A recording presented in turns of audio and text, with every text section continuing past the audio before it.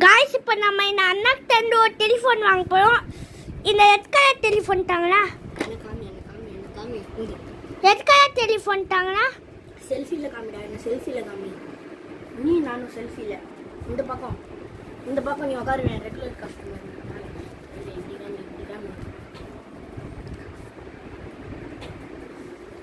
Guys இது எவ்வளோப்பா?